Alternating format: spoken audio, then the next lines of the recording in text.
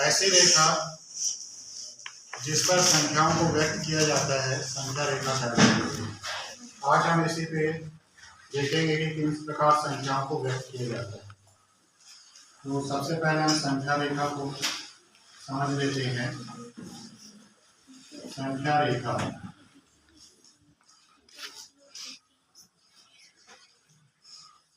ऐसी रेखा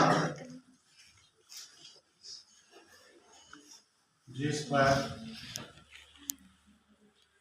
संख्याओं को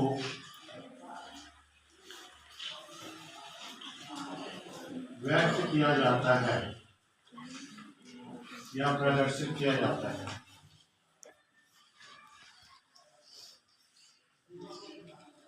है। संख्या रेखा कहलाती है।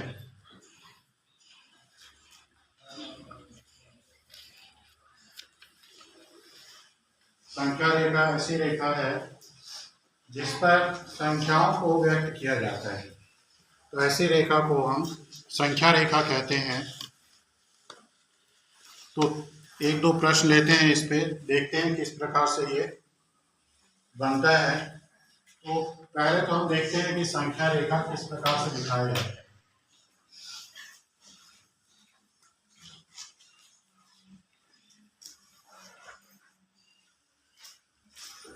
इस प्रकार से हम एक सीधी रेखा खींच लेते हैं और बीच में एक हम शून्य डाल देते हैं।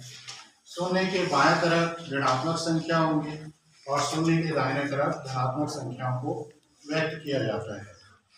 तो यहाँ पे हम समान दूरी पे कोशिश करते हैं कि दिखा सकें। ऋण 1, ऋण 2, ऋण 3। इसी तरीके से हम दाहिने साइड दिखाएंगे 1, 2, 3।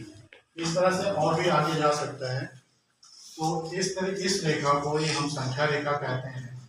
एक उदाहरण लेते हैं कि किसी संख्या को हम किस प्रकार से व्यक्त करते हैं। जैसे हमारे पास है 5/3। 5/3 अंश में 5 है और हर में 3 है। तो यहाँ पे हम संख्या रेखा को किस प्रकार से व्यक्त करेंगे। तो यहाँ पे देखिए, प्रत्येक जो भाग है 0 से 1, 1 से 2, इस तरह से समान दूरी पे है। तो हमेशा हर में देखना है कि हर में क्या संख्या लिखी हुई है। हर में यहाँ पे 3 लिखी है, मतलब प्रत्येक खंड को हम 3 बराबर भागों में बांटते चले जाएंगे। 1, 2, 3 हो गया, फिर 1, 2, 3 हो गया, फिर 1, 2, 3। इस तरीके से हमने इसे छोटे छोटे खंड में बांट दिया है।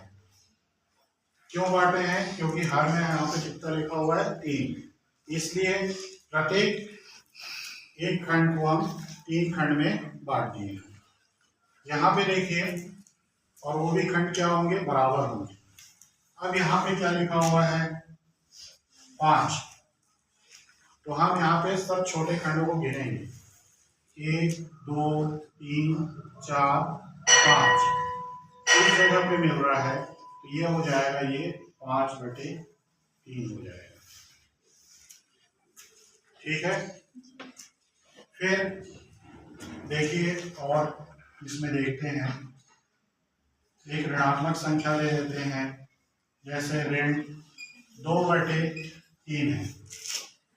ऋण 2/3 है, तो अब ये देखिए ऋणात्मक संख्या, इसका मतलब ये बाईं ओर प्रदर्शित होगा। रेखा जहाँ शून्य है रेखा में, वहां से बाईं ओर प्रदर्शित होगा। हर में यहाँ पर भी क्या है 3 है, तो हम इसे क्या करते हैं, प्रत्येक खंड को 3 खंड में बांट देते हैं। तो इस तरह से हमने प्रत्येक खंड को 3 खंड में बांट दिया है। अब हमको दिखाना है ऋण 2/3। तो अंश में देखिए कितना अंक है, 2 है। तो यहाँ से हम 1, 2, दूसरा खंड है, ये हो गया ऋण 2/3। इस प्रकार से हम इन संख्याओं को दिखाते हैं। इसी तरह से अगर हमारे पास मान लीजिए कि सिर्फ अंश की संख्या है, हर में नहीं है। तो हम जो बड़ा खंड है हमारा, बड़े बड़े खंड जो है 1 2 इस तरह से इनको दिखा सकते हैं। जैसे 2 धन 2 को दिखाना है तो इस तरह से हम यहाँ पे दिखा सकते हैं, ये 2 है।